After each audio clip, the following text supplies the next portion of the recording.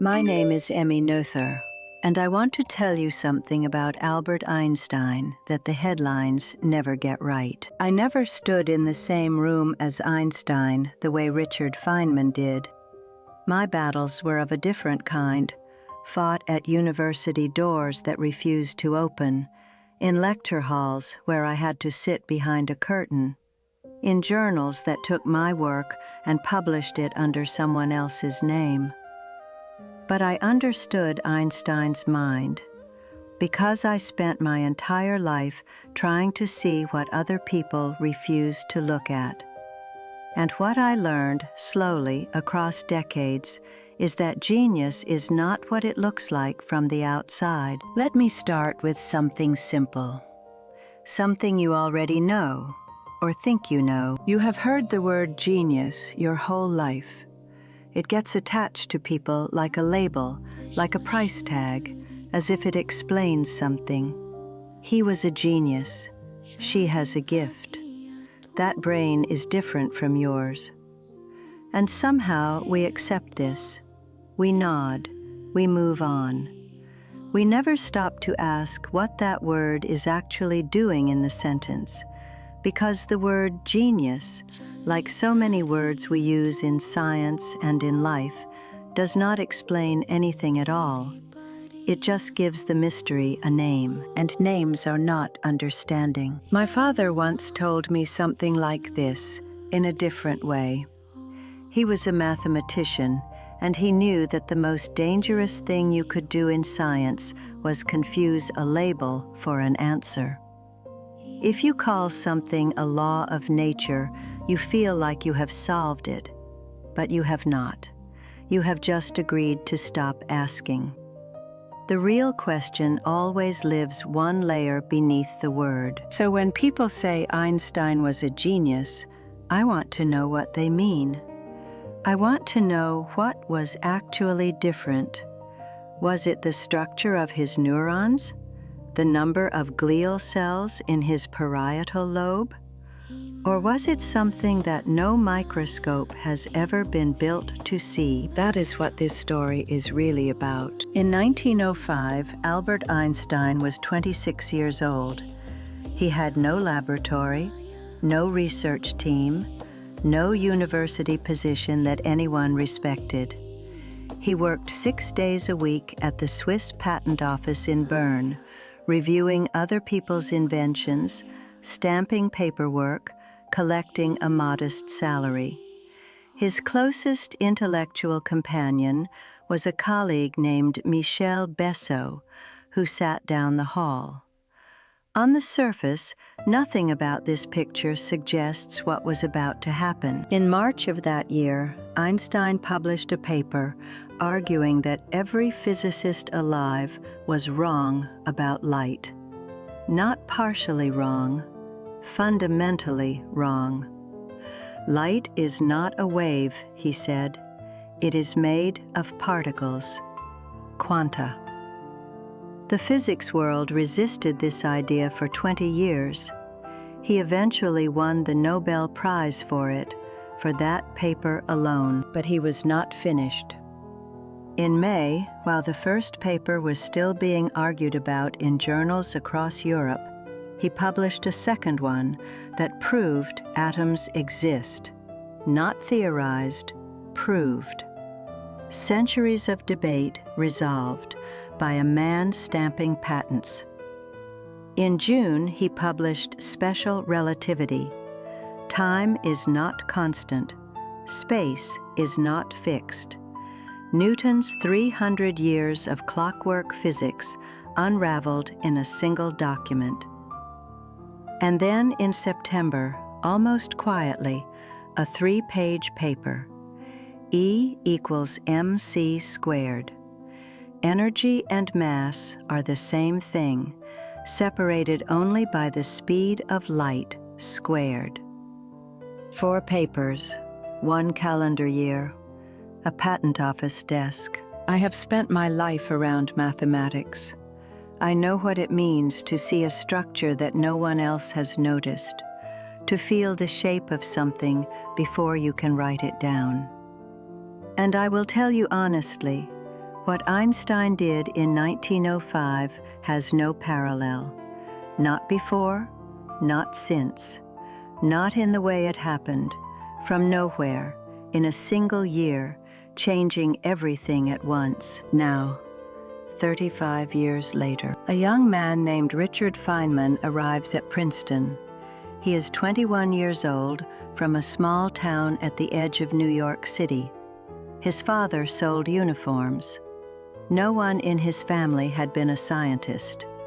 But by the time he reached Princeton, he had already taught himself calculus from books, fixed neighbors' radios as a boy, and scored perfectly on the graduate physics entrance exam. No one had ever done that before. He had an idea that was giving him trouble. A beautiful, strange idea. When an electron accelerates, it radiates energy. This was known. But the mathematics of how the electron responds to its own radiation had always broken down into infinities. Equations that gave you answers like, the energy of this particle is infinite, which is nonsense. The electron is sitting there on your desk. It is not infinite. Feynman thought there might be another way to look at it. What if the electron does not interact with itself at all? What if instead it interacts with every other charged particle in the universe? And what if those particles send a signal back through time to the original electron, telling it to recoil? It sounds insane, but when he worked out the mathematics, something extraordinary happened. The infinities disappeared, the equations balanced, the theory worked. He brought this to his professor, John Wheeler, who took it seriously. They developed it together, called it the Wheeler-Feynman absorber theory. And then Wheeler said the words that would change Feynman's life. He said, "You are a young fellow. You should give a seminar on this." The day came. Feynman walked into the seminar room early and began writing equations on the blackboard. His hands were already shaking. He could see the paper trembling in his grip. And then the door opened. Wolfgang Pauli walked in, John von Neumann, Eugene Wigner. And then, at the back of the room, with white hair and an old sweater, and eyes that looked, according to Feynman, like they had already seen the answer to whatever you were about to say, Einstein walked in. Before the seminar began, Einstein came up to Feynman at the blackboard and introduced himself, not as the most famous scientist in the world, simply as a man who was looking forward to hearing the presentation. He treated a terrified 21-year-old like a colleague. Feynman gave the talk. He explained the problem. He described the solution. Signals traveling backward through time. The mathematics that made the infinities vanish. When he finished, Pauli stood immediately. "I do not think this theory can be right," he said, and listed his objections with the precision of a surgeon. Then he turned to Einstein, sitting beside him, and asked him to agree. He expected Einstein to confirm the criticism, to close the door. Einstein paused. The room went silent. Then he said no, a long, slow, very German no. He told the room that he found it difficult to see how the approach would extend to gravitational interaction. But then he said something that Feynman carried with him for the rest of his life. He said, "After all, general relativity is not so well established as electrodynamics." I would not use that as an argument against you.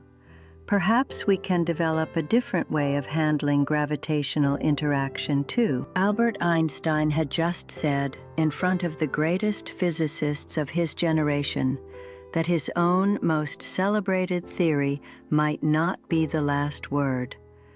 He had just handed a young man permission to keep thinking. He did not say Feynman was right. History would show that the Wheeler-Feynman theory never became the standard approach.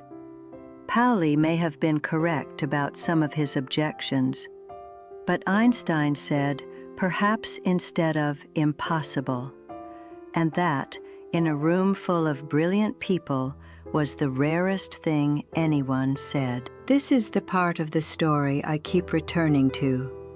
Not the brain, not the equations, this. Because here is what you need to understand about Einstein by 1940, the year of that seminar. He was already isolated. The quantum revolution he had helped spark had moved past him in directions he refused to follow.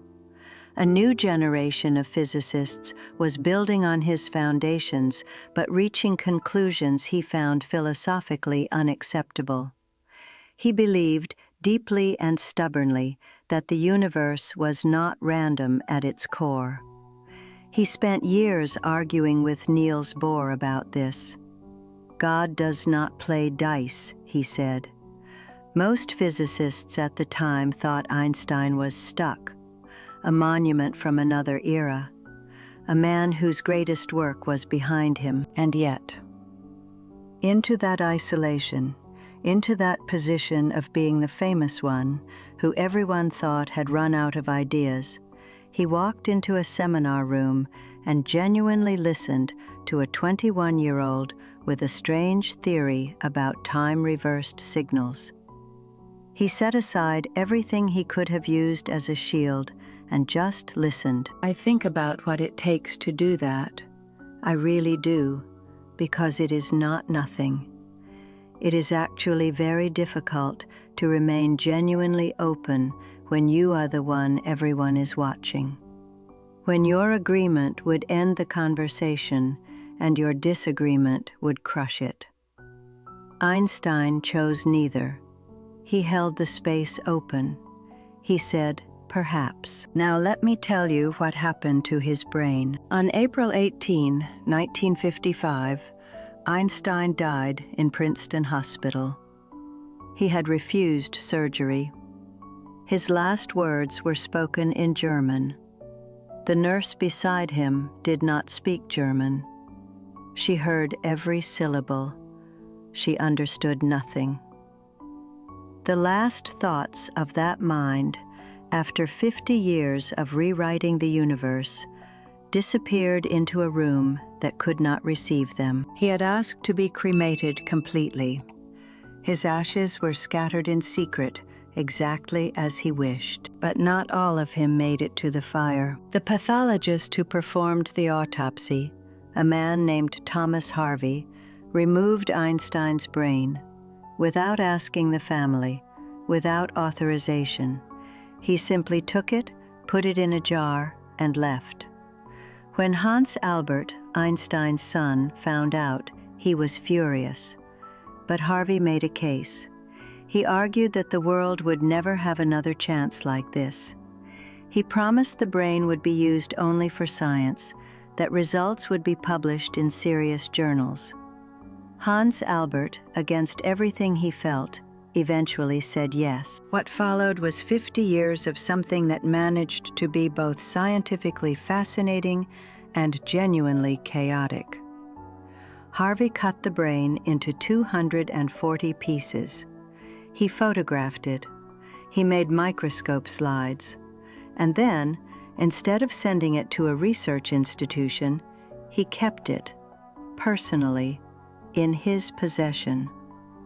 He lost his job at Princeton. The brain went with him. He moved to Kansas.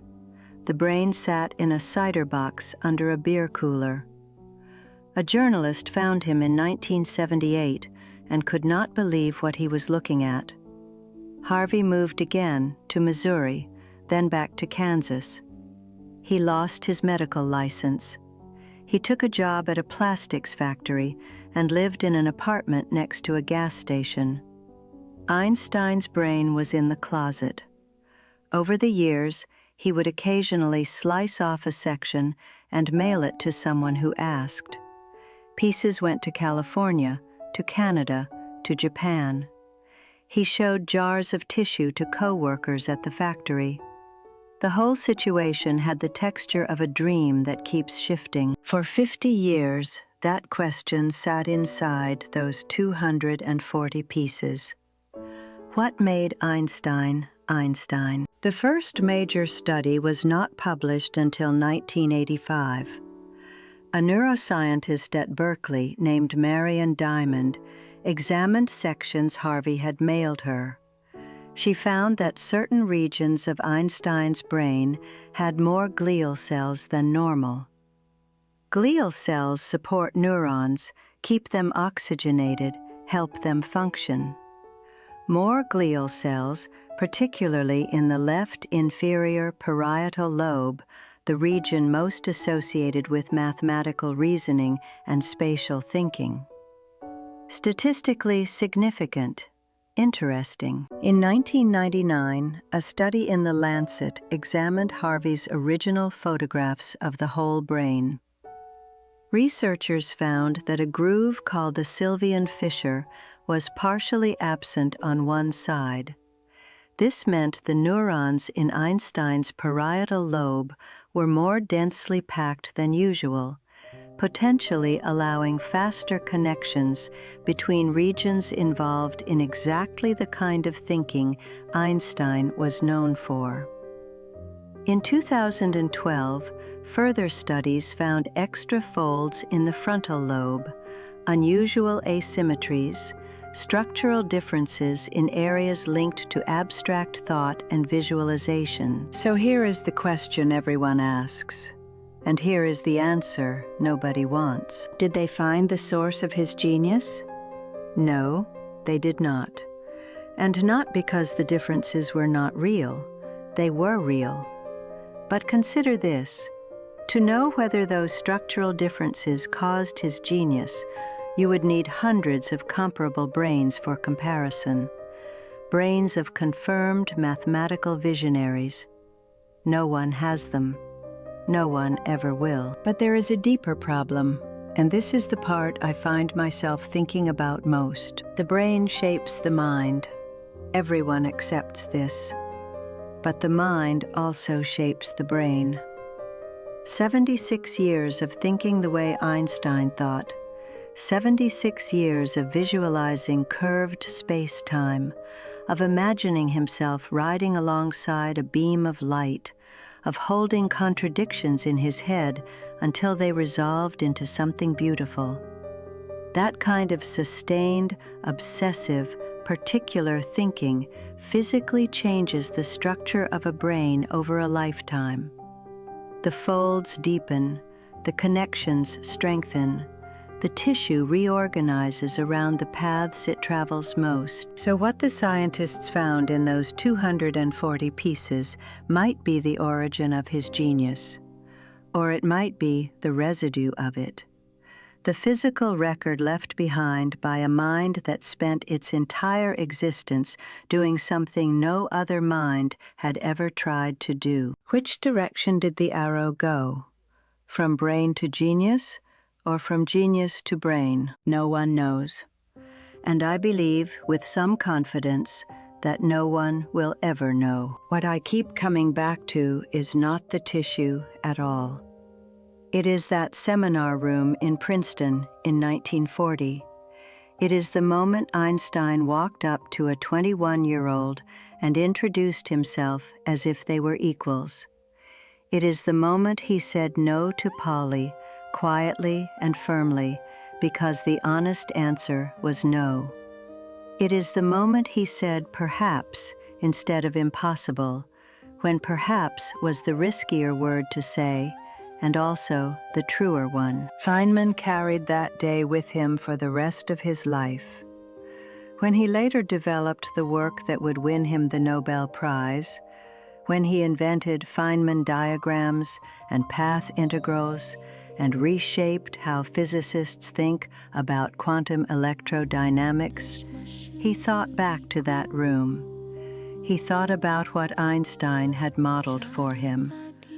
Not a formula, not a technique, something harder to name and much harder to learn. The willingness to stay genuinely open after you have already become the person whose opinion closes conversations. I spent much of my own career being told my ideas could not be taken seriously because of who I was, because of what I looked like, because of which doors I was and was not allowed to walk through.